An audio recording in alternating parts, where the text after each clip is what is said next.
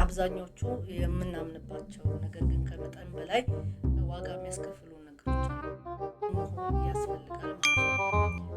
ጥበብ ደግሞ በምክንያት ነው ብለን ልናስብ ይገባል።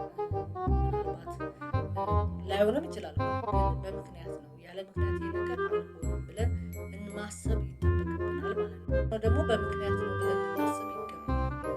ምናልባት ላይሆንም ይችላል፣ ግን በምክንያት ነው። ያለ ምክንያት ይሄ ነገር አልሆነም ብለን አንዳንድ ጊዜ ሰዎች ያው መጥፎ ውሳኔ ሲያደርጉ ልናይ እንችላለን። አንዳንድ ጊዜ ደግሞ ህይወት ፍትሃዊ ስላልሆነች እና አንዳንድ ጊዜ በህይወታችን ውስጥ የተለያየ የማንጠብቃቸው ነገሮች ሊገጥሙን ይችላሉ። እንደዚህ አይነት ነገሮች ሲገጥሙን ያው በምክንያት ነው የሆነው፣ ለበጎ ነው የሆነው የሚለውን ነገር ልናስብ ይገባል ማለት ነው።